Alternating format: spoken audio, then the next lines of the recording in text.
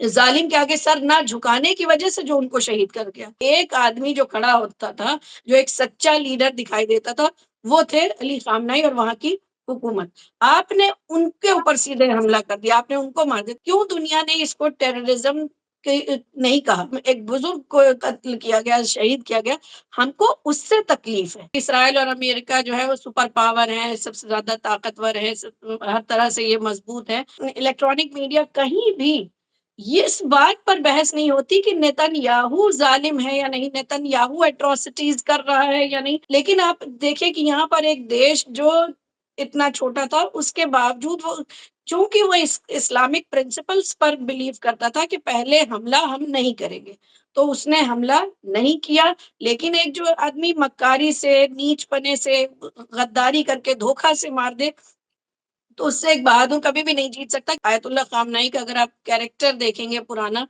कभी भी आपको कहीं कोई ऐसी चीज नहीं मिलेगी कि भाई उन्होंने करप्शन किया हो, उन्होंने किसी तरह का कोई औरतों के साथ कोई गलत। और आप जानते हैं कि सुप्रीम लीडर खाली ईरान के लिए अहमियत नहीं रखते थे, वो पूरी दुनिया के मुसलमानों के नेता थे, उनकी जान थे। आज जिस तरह बात की जाती है कि भाई जबरन हिजाब पहनाया जाता है, तो ये भी सच्चाई है कि रजा पहलवी के टाइम में औरतों के हिजाब उतारे गए जबरन। आप ये दलील देते हैं कि उसकी मर्जी, वो पहने ना पहने, तो फिर अगर कोई पहने तो आपको उतारने का भी तो हक नहीं है। हिजाब कहाँ पे मना किया गया? पब्लिक प्लेस में, ताकि आप किसी तरह की गलत नजरों का शिकार ना बने। हर एक का अपना, सिखों का होता है। कभी आपने नहीं सुना होगा कि कोई कहे भैया सिख गर्मी में पगड़ी लगा के घूम रहा है, उसकी गर्मी लग रही होगी, मना करो, रोको इस पर। मतलब कोई एक डिबेट कहीं दिखा दीजिए आप। सिर्फ सारी दुनिया को फिक्र एक मुसलमान औरत की है, वो जो हिजाब पहनती है, उसका दर्द इनको दिखाई देता है। पॉर्न इंडस्ट्री है,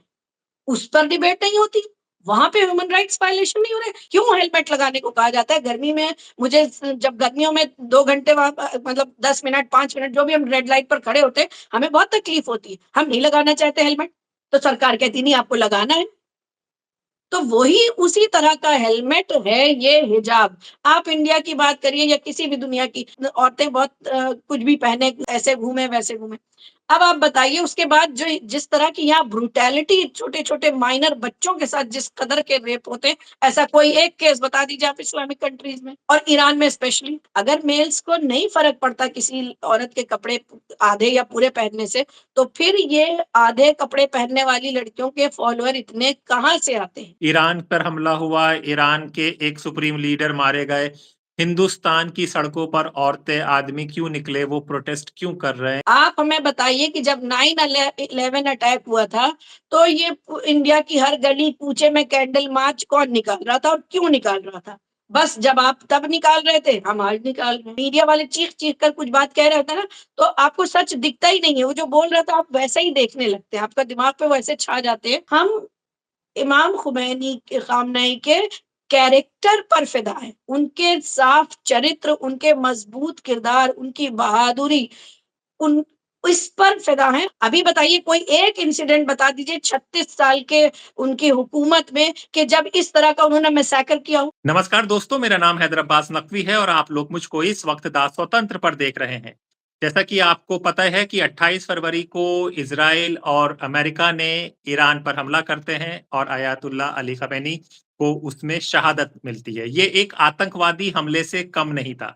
लेकिन इसके पीछे जो सबसे बड़ी बात बताई जा रही है, वेस्टर्न मीडिया और जो गोदी मीडिया है, वो कह रहा है कि वहां पर औरतों को अधिकार नहीं दिया गया, वहां पर औरतों को हिजाब में जबरदस्ती रखा जाता है और बहुत शोषण और उत्पीड़न होता है। आज हम इसी सच्चाई को जानेंगे कि क्या ऐसा है या ये फिर सिर्फ इस्लामोफोबिया से ज्यादा कुछ नहीं। इसी को समझने के लिए आप देख सकते हैं हमारे साथ इशरत रिजवी जी हैं, जो एक समाज सेविका हैं, कुनफुन ट्रस्ट की चेयरमैन हैं। आज हम उनसे ये समझेंगे। इशरत, बहुत बहुत शुक्रिया आपका द स्वतंत्र के लिए वक्त निकालने के लिए। अभी जो ईरान में हुआ है उसको आप किस तरह से देख रही हैं? सबसे पहले आप हमें ये बताइए। देखिए, जिस तरह ईरान में हमला करके मतलब आप देखिए कि 1 महीने पहले से वो फ़ौजें करीब आती जा रही थी, उसको चारों तरफ से घेरा जा रहा था। उसके बावजूद ईरान और जो कि अगर आप जो दुनिया मानती है, जैसा दिखता है, जैसा बताया गया हमेशा से कि भई इसराइल और अमेरिका जो है वो सुपर पावर है, सबसे ज़्यादा ताकतवर है, हर तरह से ये मज़बूत है। ऐसी पावर्स जब एक छोटे से कंट्री को जिस पर 40 साल से ज़्यादा से सैंक्शंस दुनिया भर के लगा रखे हैं, हर तरह की पाबंदियाँ हैं, वो न्यूक्लियर टेस्ट नहीं कर सकता, वो न्यूक्लियर पावर नहीं बन सकता, वो ये नहीं कर सकता, बिज़नेस नहीं कर सकता। उसको आपने देखा कि कैसे इंडिया में चाबहार वाला उसका प्रोजेक्ट रोक दिया गया, वहाँ से पेट्रोल लेते थे, उसको मना कर दिया गया। तो मतलब और ये सब पुरानी बातें हैं, ये जो अभी 1 महीने के अंदर आप देख रहे हैं बार-बार और पहले भी अटैक कर चुके थे, फिर खुद ही उन लोगों ने कहा कि भई आप जो है अमेरिका ने बीच में वो किया कि सीज़ फायर कर दो, रोक दिया गया, जबकि वो तब भी हावी था। उसके बाद मतलब हर तरह से जो एक देश ईरान और उसकी हुकूमत जिसको ये इतना बदनाम करते हैं, वो आप देखें कि इंसानियत और जो दुनियावी कानून है, यूएन चार्टर कहें, यूएन के कानूनों के मुताबिक चल रही थी, जो उस पर हर बात वही चाहती तो उस वक़्त जिस तरह आज आप देख रहे हैं ईरान हमले कर रहा है, तो उस वक़्त ना मानता जब अमेरिका ने इंटरवीन किया कि नहीं भई इसराइल और ये रुक जाओ बीच में, तो कहता नहीं हम तो अब मारते रहेंगे। जैसा कि आप देखते हैं कि इसराइल जो है वो किस तरह 2 साल से 2.5 साल से लगातार गाज़ा में मारता जा रहा है, सीज़ फायर करने के बाद भी हर रोज़ मार रहा है। उस पर कोई हमला नहीं किया जाता, उस देश के उसके प्राइम मिनिस्टर को हटाने के लिए उसकी आप बताइए पूरी सोशल मीडिया मीडिया क्या नाम है इलेक्ट्रॉनिक मीडिया कहीं भी ये इस बात पर बहस नहीं होती कि नेतन्याहू जालिम है या नहीं, नेतन्याहू एट्रोसिटीज कर रहा है या नहीं। सारी बात होती है कि ईरान में एट्रोसिटीज जो है वो इस्लामिक रिजीम कर रही है। अच्छा अगर तो मतलब वो सब घिरने के बावजूद वो जो है हमला नहीं करते हैं। मतलब सोचिए अगर कोई छोटा होगा अभी इंडिया में कई बार हम सुनते हैं कि भई ये हमें खतरा था इसलिए हमने इसको मार दिया। कई बार लोकल एरियाज़ पे यहाँ पे होता है हिंदू खतरे में तो चलो भई इसकी मॉब लिंचिंग कर दी, उसको उठा के मार दिया, उनको डर लग रहा है वहाँ से मोहल्ले से भगाए दे रहे हैं। लेकिन आप देखिए कि यहाँ पर एक देश जो इतना छोटा था, उसके बावजूद वो चूँकि वो इस्लामिक प्रिंसिपल्स पर बिलीव करता था कि पहले हमला हम नहीं करेंगे, तो उसने हमला नहीं किया और वही हुआ कि जो इन्होंने गद्दारी से भई देखिए बहादुर से आप लड़ सकते हैं, लेकिन एक जो आदमी मक्कारी से, नीचपने से, गद्दारी करके, धोखा से मार दे, तो उससे एक बहादुर कभी भी नहीं जीत सकता क्योंकि वो उस लेवल पर गिर नहीं सकता। जो एक गाज़ी है, जो एक बहादुर है, जो एक इस्लामिक प्रिंसिपल्स को फ़ॉलो करने वाला है, वो इस तरह की चालें नहीं चल सकता कि भई हम भी इसको मरवा दें, हम ही इसकी जनता में फूट पड़वा दें। तो क्या ये कर नहीं सकते थे लोग अगर चाहें? लेकिन चूँकि अगर कोई जैसे कि आप उनको जानते हैं आयतुल्लाह ख़ामनेई का अगर आप कैरेक्टर देखेंगे पुराना, कभी भी आपको कहीं कोई ऐसी चीज़ नहीं मिलेगी कि भई उन्होंने करप्शन किया हो, उन्होंने किसी तरह का कोई औरतों के साथ कोई गलत जैसे नेताओं के जो जिस तरह की चीज़ें सामने आती रहती हैं, जिस-जिस तरह के वो पावर में आने के बाद गलत काम करते हैं, ऐसा कोई इल्ज़ाम नहीं मिलता है। ये एट्रोसिटीज़ वाला भी कोई आप देखिए कि सॉलिड कंक्रीट प्रूफ्स नहीं होते हैं, बस हवा में बनाए हुए जिस तरह के अफ़वाहें, प्रोपेगेंडा, तिल को ताड़ बना देना। तो ये जो उनको मार दिया गया, अब इसको आप क्या कहेंगे कि जो आदमी आपकी हर बात मान रहा है, हर तरह से समझौता करने को तैयार है, बातों के बीच में आप उसके हेड को मार देते हो। भई किसी एक जगह पे अटैक कर देना, किसी फ़ौज पे अटैक कर देना नहीं, आप सुप्रीम पावर, सुप्रीम लीडर पर और आप जानते हैं कि सुप्रीम लीडर खाली ईरान के लिए अहमियत नहीं रखते थे, वो पूरी दुनिया के मुसलमानों के लिए, शियों के लिए खासकर लेकिन आज वो जिस तरह से 2 साल से फ़िलिस्तीन के मुद्दे को उठाते रहे, बोलते रहे, उसमें तो अब वो आज पूरी दुनिया के मुसलमानों के नेता थे, उनकी जान थे, उनका एक जैसे कहते हैं ना, एक बाप की तरह स फिगर बन गए थे, फादर फिगर लगने लगा था कि भाई कोई क्योंकि जब देखिए आज जैसे इस्लाम को इस कदर इतने लेवल पे आप देखिए जो लोग के पास पैसा है, मीडिया है, वो हर तरह से झूठ और सच मिलाकर, आधा सच, आधा झूठ, पूरा झूठ मिलाकर इस कदर इस्लाम को और मुसलमान को के खिलाफ प्रोपेगेंडा करते हैं, इतना बदनाम करते हैं कि फिर आपको कब तक आप डिफेंड करेंगे, कब तक कैसे आप वो सही पिक्चर पेश करेंगे। तो उसमें कहीं एक आदमी जो खड़ा होता था, जो एक सच्चा लीडर दिखाई देता था, वो थे अली खामनेई और वहाँ की हुकूमत। आपने उनके ऊपर सीधे हमला कर दिया, आपने उनको मार दिया। तो ये टेररिज्म क्यों नहीं है ये? क्यों दुनिया ने इसको टेररिज्म नहीं कहा? वो लोग जो टेररिज्म के खिलाफ लड़ने की बातें करते हैं, इतने बड़े-बड़े प्रोजेक्ट्स चलाते हैं, इतना लाखों करोड़ों का, मिलियन बिलियंस का फंड इधर-उधर करते हैं टेररिज्म से लड़ने के नाम पर, वो खुद टेररिज्म के फाउंडर हैं और उसको एग्ज़ीक्यूट करते रहते हैं हर वक़्त यहाँ-वहाँ। इशरत हम एक बात ये भी समझेंगे क्योंकि जिस तरह से मीडिया में ईरान से काफ़ी सालों से ये तरह का प्रचार किया जा रहा था, हम लोगों ने विजुअल्स भी देखे हैं कि औरतें अपना हिजाब उड़ाती हैं, आग लगा देती हैं, आयतुल्लाह ख़मैनी की तस्वीर पे भी आग लगा दिया जाता है और ये प्रोपेगेंडा कहें या ये बात कहें कि वहाँ पर चल रहा है कि औरतों के हुकूक और हकों को मारा जाता है, उनको ज़बरदस्ती हिजाब पहनाया जाता है। इसकी क्या हकीकत है, ये भी हमारे दर्शकों को समझाइए? देखिए, इसकी हकीकत ये है कि मैं ये नहीं कहूँगी कंप्लीटली डिनाय करना तो झूठ होगा, क्यों और हम भी इस्लामिक प्रिंसिपल्स पर अमल करने की पूरी कोशिश करते हैं, तो हम झूठ का साथ नहीं देंगे।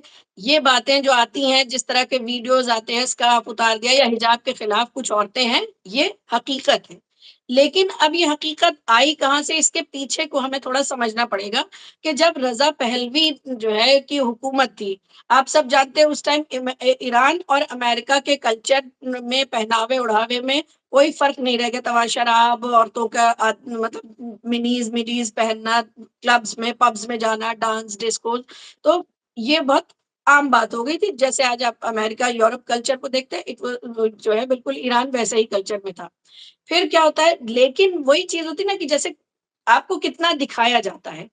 तो आज जिस तरह बात की जाती है कि भई जबरन हिजाब पहनाया जाता है, तो ये भी सच्चाई है कि रज़ा पहलवी के टाइम में औरतों के हिजाब उतारे गए जबरन, छीने गए। सड़क पे उनके हिजाब उतार कर उनको अलग कर दिया गया, मतलब उनको पहनने से रोका गया। भई अगर मान लीजिए आप ये दलील देते हैं कि उसकी मर्ज़ी वो पहने ना पहने, तो फिर अगर कोई पहने तो आपको उतारने का भी तो हक नहीं है। तो अब यहाँ से देखना पड़ेगा कि जब उस टाइम पर इस तरह का कल्चर और पूरा वो रंगे हुए थे, वेस्टर्न हो चुका था पूरा ईरान, लेकिन पूरा ईरान नहीं था। जैसे आज भी मान लीजिए कि कुछ लोग जो एक तबका है बड़ा मेजॉरिटी है ईरान की जो इस्लामिक रिजीम को के सपोर्ट में है और कुछ लोग हैं जो रज़ा पहलवी की सोच वाले हैं। तो उस टाइम भी यही था कि उस टाइम भी और अगर ऐसा नहीं होता, अगर वहाँ पे लोग अगर रज़ा पहलवी की हुकूमत से खुश होते, अगर वो इस्लामिक रिजीम को नहीं चाह रहे होते, उनकी डिमांड नहीं होती, तो ख़ुमैनी साहब ये तख्ता पलट देखिए उन्होंने कोई तीर तलवार से नहीं किया, उन्होंने सिर्फ़ अपने राइटिंग से अपने लिख-लिख कर लोगों को जागरूक किया और ये तख्ता पलट हुआ जो बाद में रज़ा पहलवी बिना खून खराबे के, जिसकी तारीफ़ करनी चाहिए।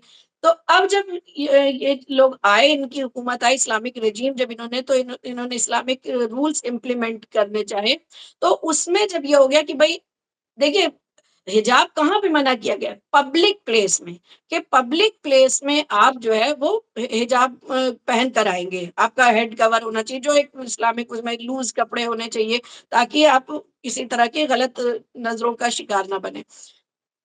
तो जब उसके लिए आपको कहा गया हाँ, तो अब क्या हुआ कि जब इस्लामिक रेजिम आई और उन्होंने कर दिया कि भई सब लोग अब नकाब पहनेंगे और पर्दा होगा, सब पब्लिक में नहीं आ सकते। तो ये जो लोग रज़ा पहलवी की सोच और उसकी आइडियोलॉजी को पसंद करते थे, जो उसके साथ थे, उनके लिए तो मुश्किल हो गया। ज़ाहिर-सी बात है देखिए कभी भी दुनिया में कहते हैं ना कि शैतान और फरिश्ता और इंसान और शैतान हमेशा हक और बातिल ये हमेशा से पैरेलली एग्ज़िस्ट करे हैं। तो ऐसा नहीं होता कि पूरी तरह से एकदम सब फरिश्ता बन जाएँगे या पूरी तरह से सब लोग शैतान हो जाएँगे या फिर तो ये हमेशा से यही हक और बातिल की जंग है, यही हम इंसानों को होता है कि भई हम किसको चुनते हैं, हम किधर जाते हैं, हमें क्या हक लगता है, किधर सही। तो अब जब ये यहाँ पर हुकूमत बदली और पर्दा हिजाब कर देंगे, तो जो लोग मॉडर्न वेस्टर्न कल्चर और आइडियोलॉजी को पसंद करते थे, जिस पे जी रहे थे, अचानक से जब उनको बंद कर दिया गया, उन पे रोक लगा दी गई, तो वो उनको बर्दाश्त नहीं हुआ, वो उन्हें अच्छा नहीं लगा। बहुत से लोगों ने जो है प्रोटेस्ट वगैरह भी कई लड़कियों ने किए, फिर उनके ऊपर सख्त सरकार ने एक्शन लिए। अब इसको इस तरह से देखा जा सकता है कि भई जब आपके इसके लिए भी मैं अमेरिका को ही कहूँगी कि इतना वो हर जगह अपना थोपता है, ज़ोर लगाता है, हर तरह के हथकंडे अपनाता है किसी भी सरकार को गिराने में, जो इसके हुकूमत मतलब इसके अंडर में नहीं आती, जो इसको ये कंट्रोल नहीं कर पाता। तो उस वक़्त सिचुएशन सरकार के लिए भी बहुत मुश्किल हो जाती है मैनेज करना। तो ये भी सच है कि शायद इन्होंने कुछ सख्त सज़ाएँ दी, वो लड़कियों को कैद खानों में डाला गया, कुछ को शायद सज़ा भी हुई, जो बागी थी, जो किसी तरह से उन्होंने अपनी बगावत पर सरेंडर नहीं किया। तो वो जो लोग थे, वो खत्म नहीं हो गए हैं और देखिए आज के दौर में क्यों और भड़क गया है। आज सोशल मीडिया का ज़माना, इतने सालों से आप देख रहे हैं हर औरत, बच्चा जो है वो रील्स बना रहा है। अब कुछ लोगों में टैलेंट होता है कि वो बहुत अच्छी सिंगिंग कर सकते हैं, कुछ में डांसिंग टैलेंट है, कुछ में और बहुत सारी चीज़ें। तो अब उनको लगता है कि भई मैं तो डांस करके रील बना के बड़ी मतलब सेलिब्रिटी बन सकती थी, पैसे कमा सकती थी, बट मैं नहीं कर पा रही हूँ क्योंकि ईरान इस चीज़ की औरतों को जो क्या उनके जो क्या कहेंगे एटिकेट्स, मैनर्स, डिसेंसी की डेफिनिशन है, उसमें ये चीज़ें सही नहीं उतरती हैं कि भई आप ये करें। तो इस वजह से उन लोगों को घुटन हो रही है, ये मैं जस्टिफ़ाई करती हूँ, समझती हूँ कि भई अगर कोई भी आदमी जिसको रोका जा रहा है, तो वो उसको लगेगा कि भई हम पे तो ये पाबंदी लगा दी गई, अगर ये आज़ादी होती, तो अभी देखिए मीडिया ने कभी नहीं बताया था, अभी रिसेंटली कल से आज तक में मुझे पता चला कि हमारे इंडियन फ़िल्म इंडस्ट्री में 2 ईरानी औरतें जो हैं, वो यहाँ पर काम कर रही हैं, वहाँ से आके यहाँ मतलब फ़िल्म इंडस्ट्री में हैं। एक को तो बताया उसने कल एक ने कहा कि भई वो जो है इस प्रोटेस्ट में शामिल हुई, तो सारे दोस्तों ने उसका बायकॉट कर दिया, तो वो कह रही मैं अब ईरान चली जाऊँगी। दूसरी मदीना बैठ के करीमी, बोल जी? मदीना करीमी है, हाँ, नाम तो है। उन्होंने कहा भैया मैं तो अब ईरान वापस चली जाऊँगी, यहाँ पे लोग ऐसे हैं। तो अब ये भी तो मैं कह रही हूँ जब आप ह्यूमन राइट्स क्या खाली हिजाब ह्यूमन राइट्स का हिस्सा है, मेरे समझ में नहीं आता है कि वही आप यूरोप में देखिए वो हैट लगाते हैं, पोप के ऊपर वो कैप लगी तो खुद ज्यूज़ जो हैं यहूदी, आप उनका ड्रेस कोड है, हर एक का अपना सिखों का होता है, कभी आपने नहीं सुना होगा कि कोई कहे भैया सिख गर्मी में पगड़ी लगा के घूम रहा है, उसको गर्मी लग रही होगी, मना करो, रोको इस पर मतलब कोई एक डिबेट कहीं दिखा दीजिए आप। कोई कहता है कि गरीब मज़दूर जो है वो सड़कों पर मई-जून में जब खुली सड़क पे जिस वक़्त आप क्या करते हैं, आप एसी में बैठे होते हैं। अगर आपको कभी कहीं गर्मी से गुज़रना पड़ता है तो आप गुज़र के जल्दी से साए में चले जाते हैं। मगर बेचारे वो मज़दूर जो चिलचिलाती धूप में मुसलसल सुबह से शाम तक पत्थर तोड़ते रहते हैं, वहीं बैठे रहते हैं। क्या कभी ने उनकी किसी ने उनके हक की क्या उनके ह्यूमन राइट्स नहीं है? क्या उनके तकलीफ के बारे में बात की कि भैया इनको भी गर्मी लगती होगी, या तो शेड इनको बना के दिया जाए, या तो फिर इनके पानी का बहुत अच्छा इंतज़ाम होना चाहिए, या तो इन्हें गर्मियों में काम नहीं करवाना चाहिए। कोई सिर्फ़ सारी दुनिया को फ़िक्र एक मुसलमान औरत की है, वो जो हिजाब पहनती है उसका दर्द इनको दिखाई देता है। तो ह्यूमन राइट्स खाली यही नहीं होते हैं कि हिजाब अब मैं इसको जस्टिफ़ाई कैसे करती हूँ कि इस देखिए इन्होंने कहा कि पब्लिक प्लेस में आप पब्लिक में मूव करने के हर कंट्री के अपने रूल्स हैं। आप मतलब आप यूरोप को छोड़ दीजिए आप क्यों सोचते हैं कि यूरोप जो है वो एक स्टैंडर्ड है, एक पैमाना है, हू सेड कि ये आइडियल है। इनको ये जो कहेंगे वो तो सही है, उसी को ह्यूमन राइट्स माना जाएगा। जबकि मैं आपको बताऊँ कि अमेरिकन कोर्ट ने 1937 में जब अपने लॉज़ बनाए थे तो कहते हैं कि न उन्होंने सबसे ज़्यादा लॉज़ ह्यूमन राइट्स के मोहम्मद साहब से लिए हैं।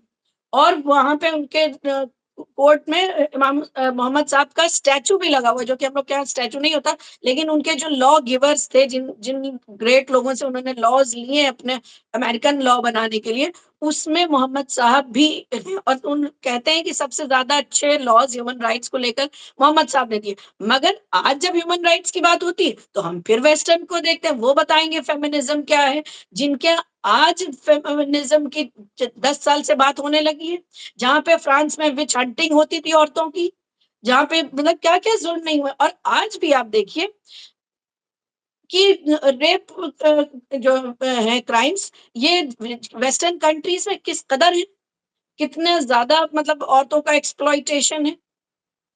तो वो ह्यूमन राइट्स वायलेशन आप ये देखिए जो वो चलता है, पॉर्न इंडस्ट्री है, उस पर डिबेट नहीं होती। वहाँ पे ह्यूमन राइट्स वायलेशन नहीं हो रहे। मतलब आप सोचिए वो कंट्रीज़ आपका नमूना है, आप समझते हैं कि उसको वो आइडियल हैं, जो पॉर्न इंडस्ट्री चला रही, जिनका पॉर्न इंडस्ट्री चलाने वाला आप उसको प्राइम प्रेसिडेंट बना देते हैं।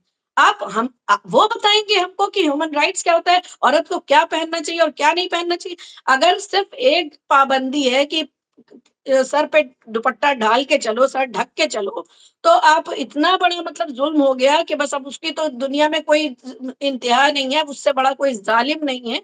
ये किस तरह की लॉजिक है? आपको मैं बताऊँ कि आप भूल जाइए हिजाब, हमारे इंडिया में या पूरी दुनिया की कंट्रीज़ में ट्रैफिक रूल्स होते हैं कि नहीं होते हैं? अब ये गर्मी बढ़ती जा रही है। आपको क्यों नहीं, जब आज़ादी की बात हो रही है, भई मुझे आज़ादी होनी चाहिए, मैं 100 की स्पीड से गाड़ी चलाऊँ, मैं 150 किलोमीटर पर आवर की स्पीड से चलाऊँ, मुझे आज़ादी होनी चाहिए, मुझे अच्छा लगता है। I enjoy rash driving. तो क्यों मुझे ट्रैफिक पुलिस वाले चालान काटते हैं? क्यों मुझे रोकते हैं? मुझे हेलमेट पहन के नहीं अच्छा लगता, मेरा हेयर स्टाइल खराब हो जाता है, क्यों हेलमेट लगाने को कहा जाता है? गर्मी में मुझे जब गर्मियों में 2 घंटे वहाँ मतलब 10 मिनट, 5 मिनट जो भी हम रेड लाइट पर खड़े होते हैं, हमें बहुत तकलीफ होती है। हम नहीं लगाना चाहते हेलमेट, तो सरकार कहती नहीं आपको लगाना है। तो वही उसी तरह का हेलमेट है ये हिजाब, जो आपको बहुत सारे समाज में होने वाले क्राइम्स और मुसीबतों से रोकता है। आप इंडिया की बात करिए या किसी भी दुनिया की, कि बहुत वहाँ पे आज़ादी औरतें बहुत कुछ भी पहने आदि ऐसे घूमे, वैसे घूमे। अब आप बताइए उसके बाद जो जिस तरह की यहाँ ब्रूटैलिटी छोटे-छोटे माइनर बच्चों के साथ जिस कदर के रेप होते हैं, ऐसा कोई एक केस बता दीजिए आप इस्लामिक कंट्रीज़ में। और ईरान में स्पेशली। और फिर अगर कहीं हुआ है, बच्चों के साथ तो नहीं, कभी मैंने सुनने में आया, कहीं अगर किसी लेडी के साथ हुआ तो उनको कितनी सीवियर पनिशमेंट दी गई है। मैं ईरान होकर आई हूँ, वहाँ पे मैं हैरान थी, एक हमारी रिश्तेदार थी और हम होटल में ठहरे हुए थे, ज़ियारत करने गए थे, तो वो बोली कि आप हमारे घर आइए। तो हम लोग काफ़ी देर से लौटे फिर खाना-वाना खा के। तो करीब 10 बजे वो औरत, मतलब लड़की, हाँ, वो शादीशुदा नहीं, कुँवारी लड़की थी। वो 10 बजे रात में टैक्सी करके होटल आई और मुझे लेकर गई। तो मैं हैरान थी कि ईरान में इतनी आज़ादी है। एक अकेली लड़की टैक्सी करके, और डर नहीं लगता आपको। हम ज़ियारतों पे रहते हैं, कोई एक आपको इशारा नहीं करेगा, कोई आपके साथ कोई किसी तरह का छू के नहीं गुज़रता है कोई आदमी। 2 बज पूरी रात वहाँ मार्केट्स खुली रहती हैं, दुकानें खुली रहती हैं। कोई एक इतनी-सी बदतमीज़ी, मैं अच्छा खासा 15 दिन रह कर आई हूँ। कोई एक दिन नहीं कि मैं 1 घंटा गुज़र गई और मैं कहूँ, और इतने लोग जाते हैं, कोई एक नहीं बता सकता कि उसके साथ किसी तरह का फिज़िकल असॉल्ट, मोलेस्टेशन, किसी तरह का मतलब ईव टीज़िंग कहीं भी किसी औरत के साथ, किसी लड़की के साथ होता हो। तो अगर हमको हर चीज़ की कीमत होती है, अगर हम हेलमेट पहनते हैं कि भई हम एक्सीडेंट से बचें, हमें चोट ना लगे, तो अगर हिजाब पहनकर हम सँभालना चाह रहे हैं अपने समाज को, अगर हम समाज को बुराइयों से, जिस तरह का ह्यूमन टेंडेंसी है, अब लोग कहते हैं कि भई आपकी नज़रों में नंगा वो आपकी न आप फलाँ ड्रेस अगर कोई आधी मिनी स्कर्ट पहने हैं, कोई वो पहने, तो आपको वो नंगा क्यों दिख रहा है? ये आपकी नज़रों की गंदगी। मैं कहती हूँ अच्छा मेरी नज़रों की गंदगी, तो आप ये बताइए कि जो कम लिबास वाली लड़कियों के इतने ज़्यादा फॉलोअर्स क्यों होते हैं? आप सोशल मीडिया पे जाइए, जितने ज़्यादा आप वल्गर इशारे करेंगे, वल्गर बातें करेंगे, जितना आप जिस्म की नुमाइश करेंगे, उतने ज़्यादा आपके फॉलोअर्स मतलब लाखों में हो जाते हैं, मतलब ओवरनाइट सक्सेस मिल जाती है। तो अगर लोग इसके और वो फॉलोअर्स में ज़्यादातर कौन होते हैं? मेल्स होते हैं। अगर मेल्स को नहीं फ़र्क पड़ता किसी औरत के कपड़े आधे या पूरे पहनने से, तो फिर ये आधे कपड़े पहनने वाली लड़कियों के फॉलोअर इतने कहाँ से आते हैं? तो यही है कि वहाँ पे जो मैं थोड़ा अब ज़्यादा डिटेल में चली गई। तो यही है कि वहाँ पर जो लोग इस तरह की सोच के, अब जैसे किसी को हीरोइन बनना है, मैंने यही कहा ना कि वहाँ पे आप घर में कुछ भी करिए, घर में पहनिए। मैं खुद ईरान में फिर शहर भी गई, लोग ज़ियारत करके आ जाते हैं। हम लोग मेन सिटी में भी घूमने के लिए गए तेहरान के, और मैंने वहाँ पे यूनिवर्सिटी वगैरह के कॉलेज के स्टूडेंट्स देखे। मैं रेलवे स्टेशन गई, तो वहाँ पर मैंने देखा कि ना के बराबर हिजाब है, मतलब कोई ज़बरदस्ती नहीं थी। कुछ लोग पहने, कुछ लोग इतना पतला-सा रिबन जैसा सर पे डाल लेती हैं, वो दिखाने के लिए कि हम सर पे कुछ है हिजाब। कोई जीन्स पहने हुए था, कोई कुछ, किसी का आधे बाल दिख रहे थे, किसी के पूरे बाल दिख रहे थे। तो कोई ज़बरदस्ती कुछ नहीं थी। और ये जो सिर्फ़ वही है कि आप तिल का ताड़, मैंने अभी कल ही मेरी काफ़ी देर तक चैट जीपीटी से बहस चलती रही कि भैया आप ये बताइए कि जो महिसा अमीनी का जो केस था, क्या वो out of proportion blown out नहीं किया गया? आप बताइए कि अभी आप रिसेंटली देखिए गाज़ा के जो प्रोटेस्ट लोग कर रहे हैं, जर्मनी में, अमेरिका में आईसीई ने, आईडीएफ ने, जर्मन पुलिस ने कितनी ब्रुटैलिटी की है औरतों, लड़कियों के सामने, मतलब दिख रहे हैं, वीडियोज़ अवेलेबल हैं। महिसा अमीनी का तो ऐसा कुछ भी मारते-पीटते वाला वीडियो नहीं है। सिर्फ़ उसको ज़बरदस्ती गाड़ी में बिठा रहे थे और फिर वो मर जाती है। वो मरी तो अंदर उसकी तबीयत, उसको पहले से हेल्थ इश्यूज़ था या जो भी। मैं कह रही हूँ क्या उसके उससे बढ़कर उसके जैसा कोई और कहीं नहीं हो, तो फिर दुनिया में उस लेवल के का एहतजाज, उस लेवल का प्रोटेस्ट, उस लेवल की मतलब दुनिया का शोर क्यों नहीं दिखाई देता है, क्यों नहीं होता है? तो इसका मतलब है कि सब स्पॉन्सर्ड होता है। अच्छा, तो एक चीज़ ये भी समझना चाहेंगे क्योंकि ये बहुत चर्चा हो रही है कि भई ईरान पर हमला हुआ, ईरान के एक सुप्रीम लीडर मारे गए, हिंदुस्तान की सड़कों पर औरतें, आदमी क्यों निकले, वो प्रोटेस्ट क्यों कर रहे हैं? इस बात को किस तरह से आप बताएँगे? जी, इसका तो जो लोग निकले हैं वो तो सवाल कर नहीं रहे, जो इसके खिलाफ हैं वो सवाल कर रहे हैं।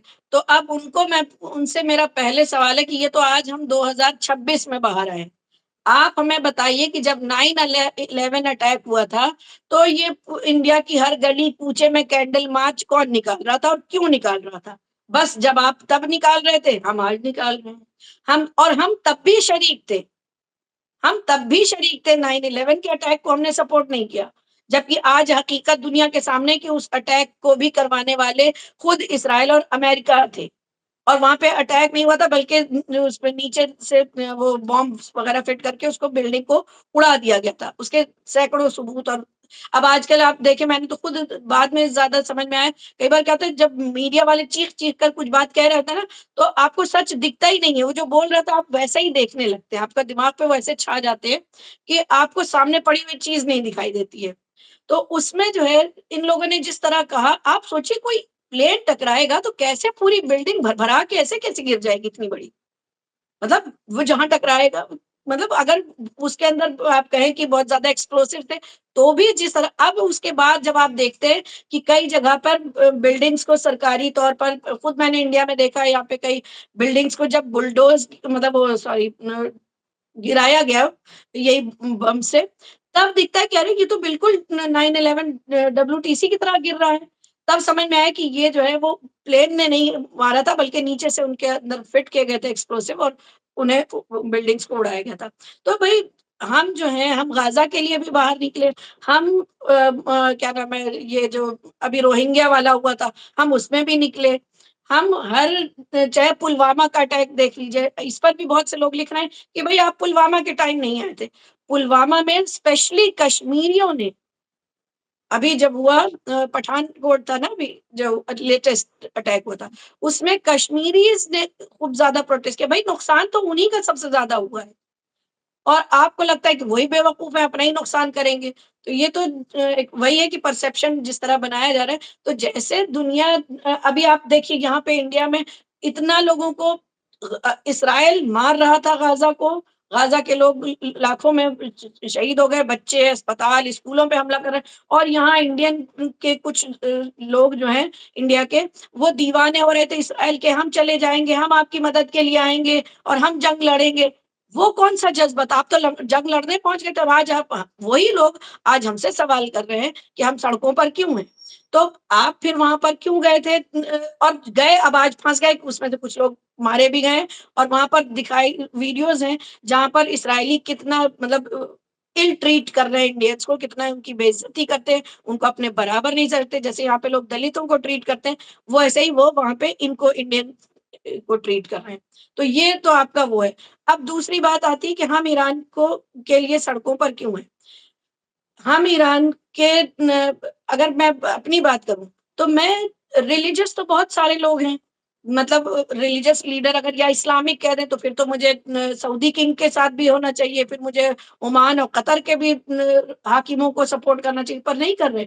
इसी तरह जनता भी नहीं कर रही है। हम इमाम खुमैनी के ख़ामनई के कैरेक्टर पर फ़िदा हैं। उनके साफ चरित्र, उनके मज़बूत किरदार, उनकी बहादुरी, उन इस पर फ़िदा हैं और इनकी सच्चाई, उनकी मासूमियत जिसकी वज़ह से और उनके खुद मतलब कि ज़ालिम के आगे सर ना झुकाने की वज़ह से जो उनको शहीद कर गया। तो जिस तरह ज़ालिमाना तरीके से उनको एक बुज़ुर्ग को कत्ल किया गया, शहीद किया गया, हमको उससे तकलीफ़ है। और ये ज़ाहिर-सी बात है कि वो हमारे मज़हबी रहनुमा भी थे। और अगर हमारे मैं कहती हूँ अगर कोई जब गांधी जी मारे गए थे, तब क्या मुसलमानों को तकलीफ नहीं हुई थी? इंदिरा गांधी जब एनकाउंटर हुआ, जब उनको मारा गया था, असैसिनेशन हुआ था, मुझे याद है मेरी मम्मी टीवी के सामने बैठकर वो लाइव आता रहता था उनका प्रोग्राम कई दिन तक।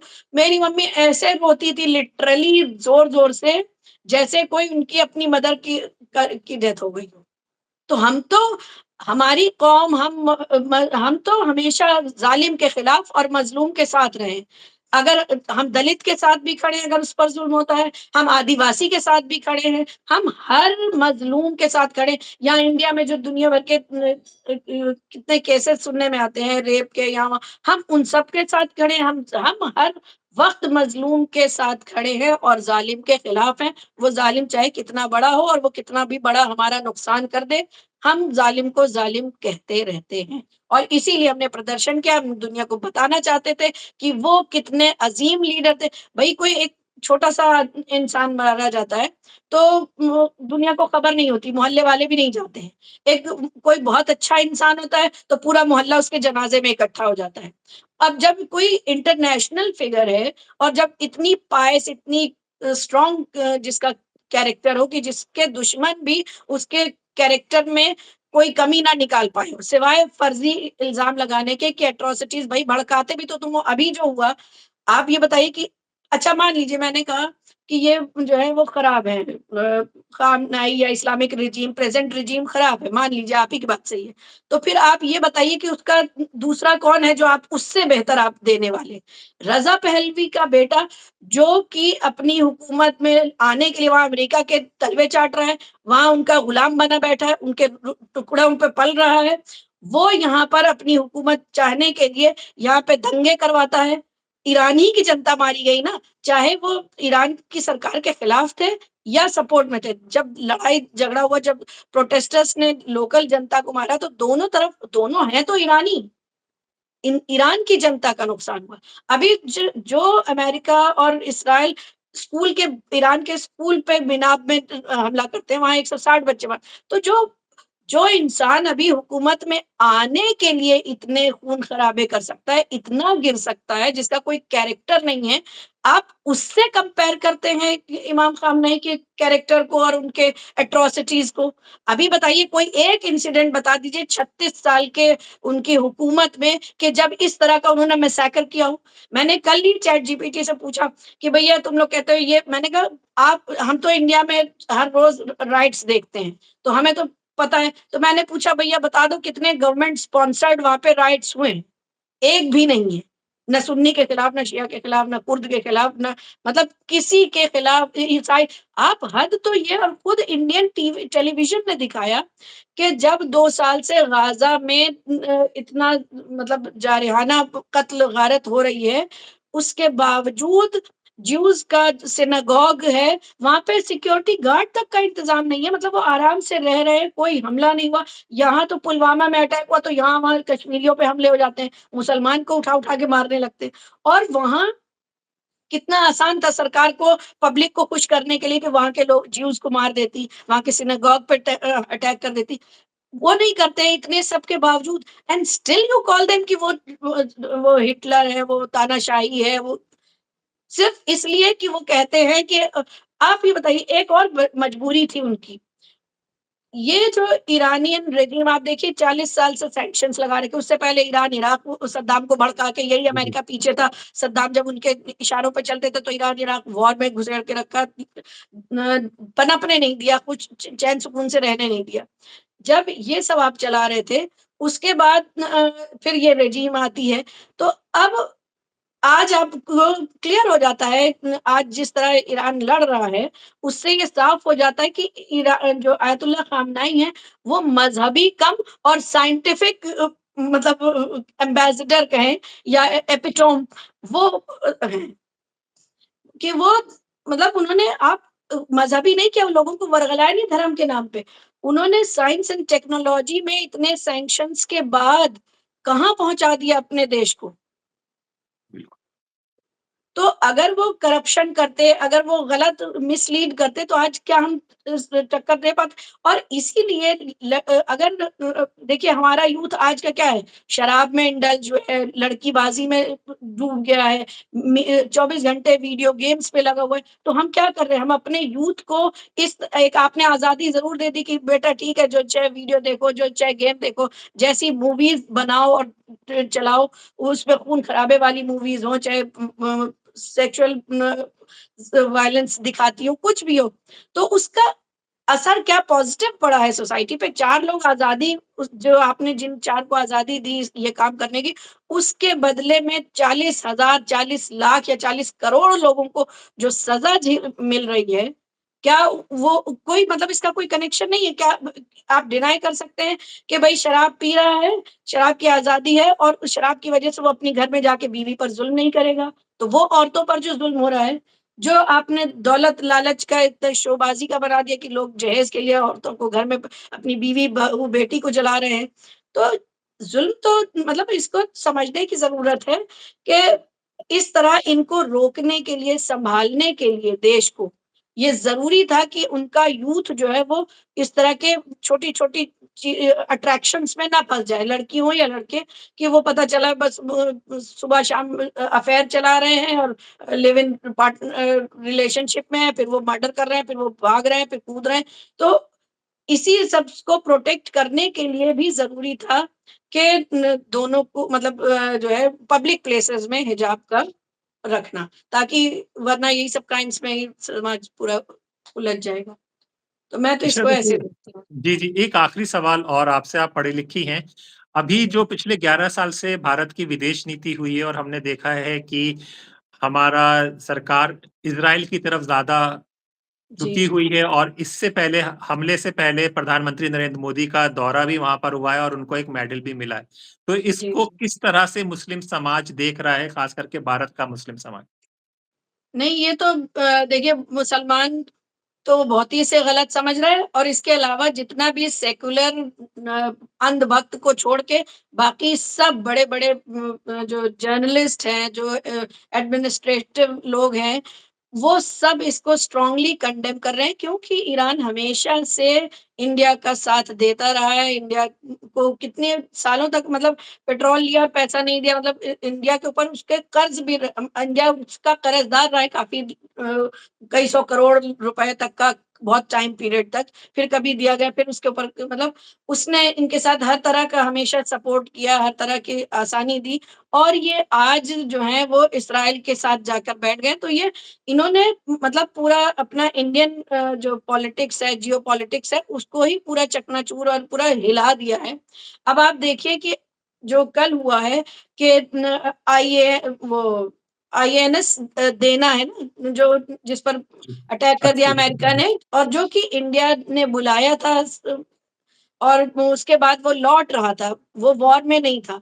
तो यही कह रहे हैं ना कि ये जो एक बेईमान से आप नहीं जीत सकते, एक धोखेबाज से, कि अमेरिका आपको जो वॉर में नहीं है, जो आउट ऑफ आप ये बताइए कि इन ये हमारे संप्रभुता जिसको कहते हैं, उस पर अटैक है कि आप हिंद महासागर में आकर जो हमारा मेहमान था, आपने उसको कैसे मारा? और कौन मार रहा है?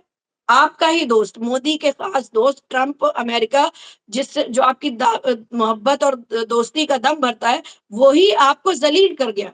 आज आपकी दुनिया के सामने कितनी मतलब शर्मिंदगी, अगर कोई आदमी जिसमें शर्म हो तो वो करे, कि कितने शर्म की बात है कि आपके घर में कोई मेहमान आता है, आप किसी को मेहमान बुलाते हैं और आपके घर में कत्ल हो जाता है, उसको मार दिया जाता है। और अच्छा, मार दिया गया तो आप मारने वाले के खिलाफ बोलते भी नहीं है, मरने वाले को श्रद्धांजलि भी नहीं देते हैं, आप उसको बचा भी नहीं पाते हैं। तो मतलब आप कर क्या रहे हैं? और अब जब आपने सब, आपके दुश्मन चाहे पाकिस्तान है उससे आप नाराज़ हैं, बांग्लादेश है उससे आप नाराज़ हैं, आप इस्राइल कब किसका सगा हुआ है? आज ही देख लीजिए जिस तरह की सिचुएशन जब से बदली है, तो ये हो रहा है कि अमेरिका यहाँ तक कि अपने फौजियों तक को नहीं प्रोटेक्ट कर पा रहा है। कह रहा है भैया तुम अपना इंतज़ाम देख लो, जनता के लिए कोई सही। भई अगर आपको वॉर में जाना था, जिस तरह आप चारों तरफ ईरान के अपने शिप्स और दुनिया भर का इंतज़ाम कर रहे थे लड़ाई का, तो आपने ये इंतज़ाम क्यों नहीं किया कि जब ऐसी सिचुएशन में हमारे सिटिज़न्स फँस जाएँगे तो हम उनको कैसे इवैक्यूएट करेंगे? हमारे अगर आर्मी ऑफिसर्स फँस जाएँगे तो हम उनको कैसे सेफ पैसेज देंगे? आप उनकी बात नहीं। अभी ये इस्राएल में जब इंडियन मारे गए, तो आपने क्यों नहीं इंडियंस को पहले ही वापस भेज दिया? क्यों नहीं उनकी सेफ्टी? इस्राएल अगर आपका सच्चा अच्छा दोस्त था, तो आप ये देखिए कि जिसको ये मुसलमान और ये गल्फ इन सब से जितनी नफ़रत करते हैं, आज यूएई का जो इंडिया के ईरान के साथ है, वो सारी बुराइयाँ हैं, उस सब के बावजूद वहाँ पर जो लोग फँसे हैं टूरिस्ट, उनको वो फ्री स्टे दे रहे हैं, फ्री खाने का दे रहे हैं। मतलब वो उनके साथ जेनरॉसिटी और हॉस्पिटैलिटी दिखा रहे हैं। लेकिन इन्होंने क्या किया आपके लोगों के साथ? जो आपके साथ शहीद होने गए थे, आपके जंग लड़ने गए थे, वो आज मारे जा रहे हैं। आपने उनको बचाने का, उनको प्रोटेक्शन का कोई इंतज़ाम नहीं किया। तो फिर क्या कर रहे हैं आप? क्यों ऐसे लोगों के गलबैयाँ पड़ रहे हैं? आपका क्या एप्स्टीन फाइल्स का डर है? और डर मैं नहीं कहूँगी, अगर इनका जो हमारे प्रधानमंत्री जी हैं, अगर इनका चरित्र जो है वो हमें 2002 वाला, और जो इतने 11 सालों से जो इन्होंने अपना रिकॉर्ड पेश किया, जो फाइल इनकी है इंडिया में खुली हुई, जो जो हम लोग देख रहे हैं, तो उसके बाद ये मैं नहीं कहूँगी कि भई इनको डराया गया, इनको ब्लैकमेल किया जा रहा है। इनकी सोच ही वही शैतानी ताकतों वाली है, जो अमेरिका के ट्रम्प और इस्राइल के नेतन्याहू की है। बहुत-बहुत शुक्रिया इशरत, आपने वक़्त निकाला। हम चाहेंगे कि आगे भी इसी तरह आप स्वतंत्र से जुड़ती रहें और अपनी राय विचार करते जी, रहें। बहुत शुक्रिया, दोस्तों, हाँ, शुक्रिया। तो हमें लगा कि आपको सही पहलू पता होना चाहिए कि जिस तरह से प्रोपेगेंडा हो रहा है, जिस तरह से गोदी मीडिया प्रचार कर रहा है, तो सही खबर दिखाने के लिए स्वतंत्र के साथ जुड़े रहिए, क्योंकि हम जब तक स्वतंत्र हैं, आपको सही खबर दिखाते रहेंगे। तो अपने दोस्त हैदर अब्बास नकवी को इजाज़त दीजिए, फिर होगी मुलाकात ऐसी किसी चर्चा के साथ, तब तक के लिए नमस्कार।